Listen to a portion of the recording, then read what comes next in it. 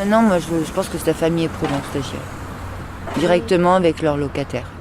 C'est-à-dire d'envoyer un papier en expliquant le projet, en expliquant ce qui va être fait, que les dernières concertations sont justement sur la mise en place de parcelles individuelles, que les travaux commencent telle date, qu'il va y avoir ceci, cela, qu'il y a un budget mis en dispo.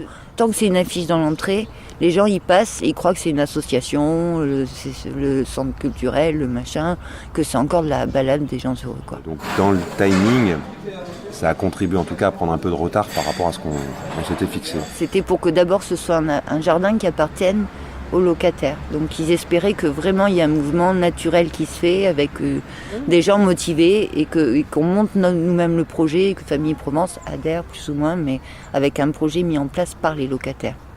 Donc il espérait avoir plus entre guillemets de créateurs de jardins au milieu, de gens qui voulaient être dans la création du projet de A à Z. Mais seulement, c'est pas un quartier où ça se suit comme ça. Pour Famille Provence, en tout cas, l'intérêt, c'était de travailler sur la participation des habitants. Comment est-ce qu'on arrive à capter les habitants pour qu'ils rentrent dans un projet participatif, les rendre acteurs de l'amélioration du cadre de vie. Et donc, comme c'est une démarche dans laquelle on est sur d'autres opérations aussi en même temps, on dit, si on peut capitaliser justement ce travail-là pour l'utiliser sur d'autres opérations, ça nous intéresse. Moi, j'y crois, j'en ai envie, je l'ai imaginé, je l'ai vu beau, je l'ai vu... Voilà, je pense qu'il peut y avoir un vrai lieu de vie, qu'il peut y avoir des vraies belles animations, que ça peut faire bouger les gens, quoi, et créer un petit truc. J'y crois vraiment. Moi, je sais que ça m'a intéressée du début à la fin, dans le sens où j'arrivais à chaque fois avec des nouvelles idées, je me témoignais. Et on me disait non, là, c'est pas possible parce qu'il faut penser à ceci, il faut penser à cela. Donc j'ai appris énormément, en fait, sur l'irrigation, sur tout. En fait, devoir penser à plein de choses. Il fallait à chaque fois. Non, j'ai rien appris dans ce qui est plantation et tout ça. Ça, c'est clair. Pour l'instant, j'en suis encore en case départ.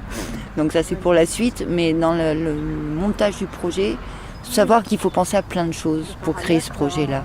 Et voir finalement que c'était complexe. Ça nous a montré la complexité du projet.